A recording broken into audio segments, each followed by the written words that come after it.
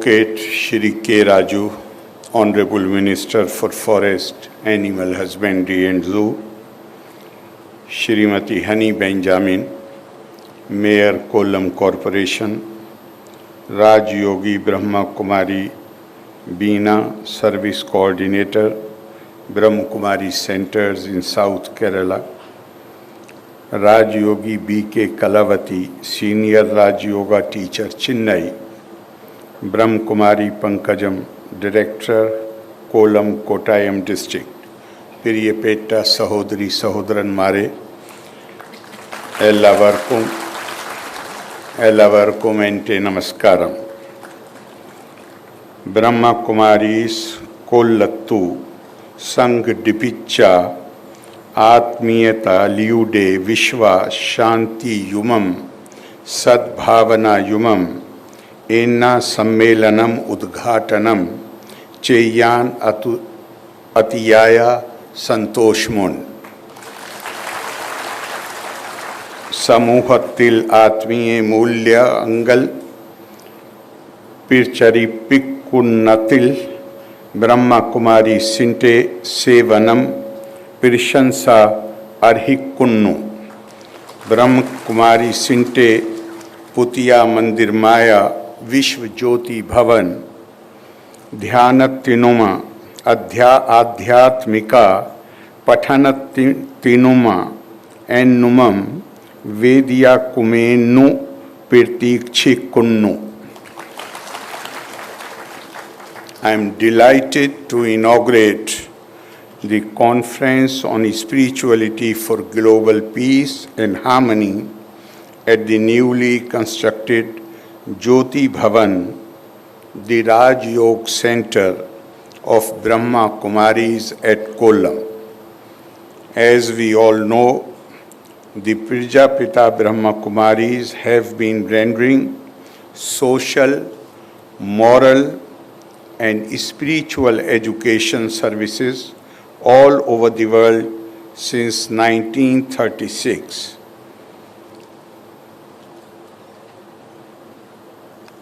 I was looking at the subject of this conference, and then I decided not to read my prepared speech. It's such a powerful subject. Spirituality for global peace and harmony. You know, the human society, since the inception of civilization, they needed some organization which can ensure collective welfare. And for that purpose, some unity or semblance of unity was absolutely essential. World over, how people created that sense of unity. You will see, till about 150 years back, even that may be less, the needed unity was created on the basis. Societies were organized on the basis of either ethnicity, language, religious denomination, customs and rituals. We are the people who belong to the same race, therefore we should unite. We are the people who speak the same language, therefore we should unite. Naturally, for betterment.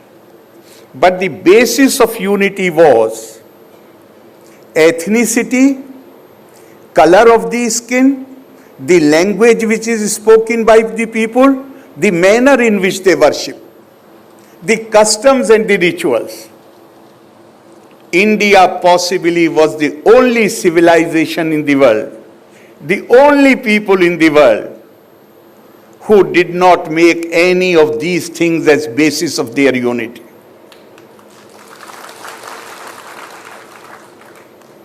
Our rishis, they found a much loftier principle. And the principle was, Ahem Brahmasmi Tattvamasi. The same divinity that dwells in me dwells in you.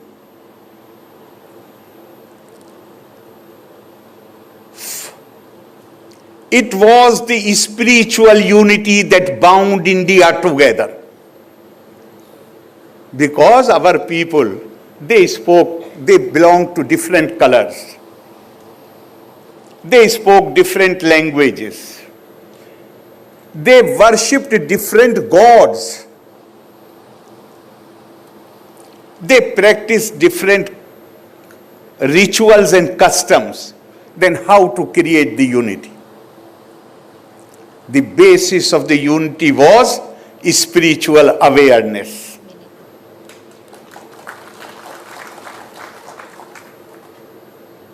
And that is why, for long period of time, India was recognized as the knowledge destination, knowledge hub. Why? Because to create awareness for spiritual unity, sameness, you need that knowledge. Our rishis are telling us that same Brahma dwells in everybody. Why does it not manifest itself? It does not manifest itself because it is buried under the layers of the ignorance of Aham.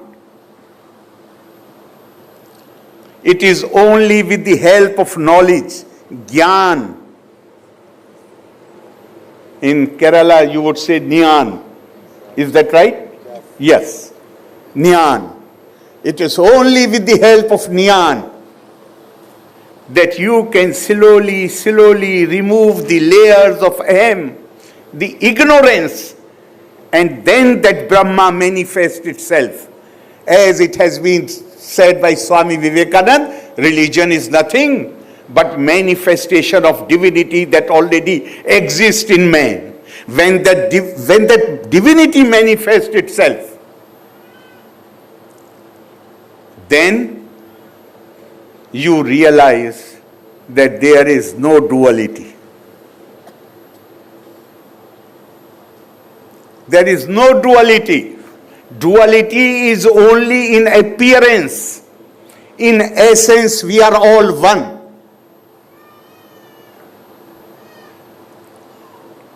That's why Indian sages, they laid great stress on acquisition of knowledge. Tapa swadhyay nirittam, ever devoted to the pursuit of knowledge.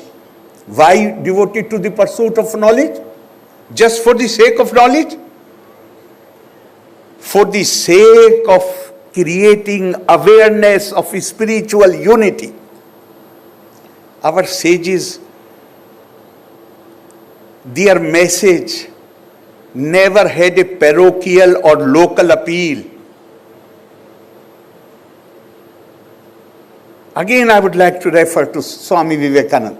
He said, the essence of Vedanta is that there is one being.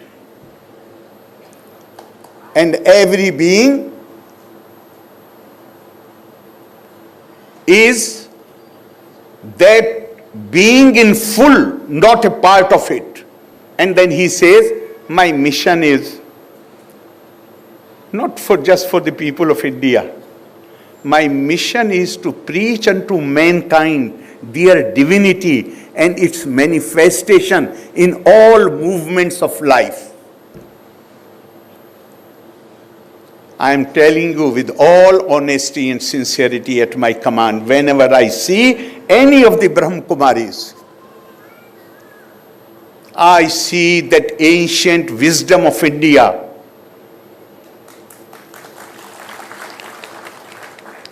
What tremendous work they are doing. I am so proud that I have come here. It gives me, since 1984, you mentioned about Asha Behan. She has been so kind. There are so many people among the Brahma Kumaris who are so kind to me. And you are embodiment of inspiration for people like me. The wonderful work that you are doing. You are trying to create that spiritual awareness through the most effective medium, and that is knowledge, education. You know, our tradition tells us, you are devoted to the pursuit of knowledge, and then you apply that knowledge. Much older than many of our ancient scriptures is the Sankhya Yoga, Darshan. And there's a beautiful story. Beautiful story.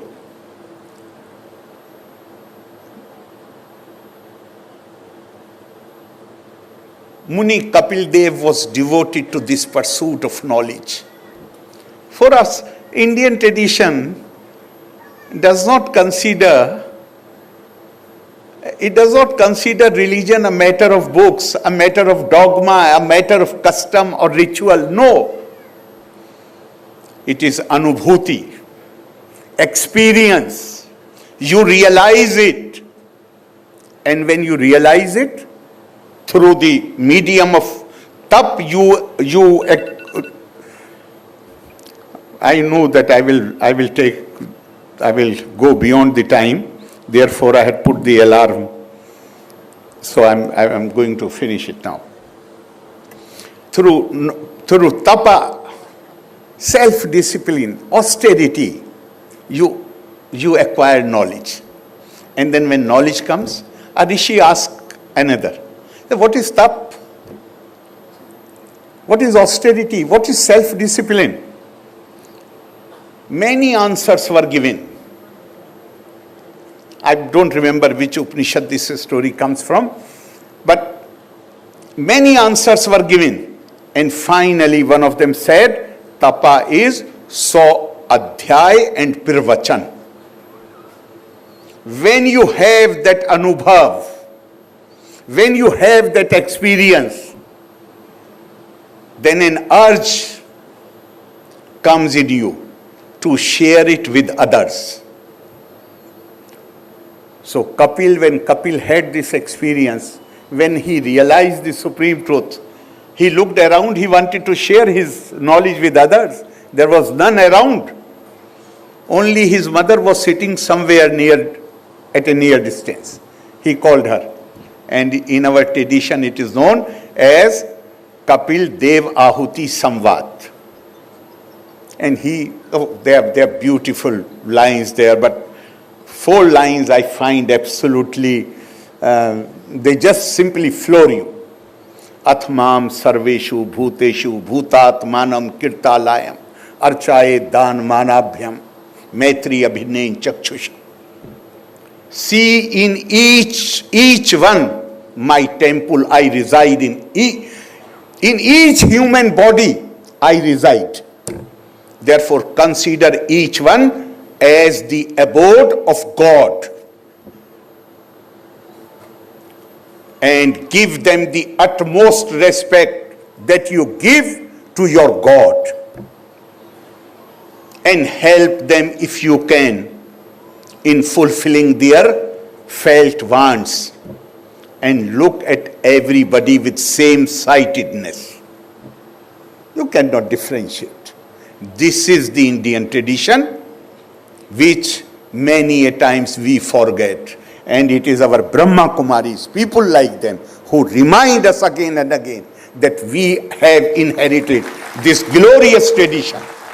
And we need to be aware of that tradition. And then, as they are doing, we can not only improve our lives, we can show light to the world. Thank you very much. Loka samasta sukhino bhavantu. Jai Hind, Jai Bharat.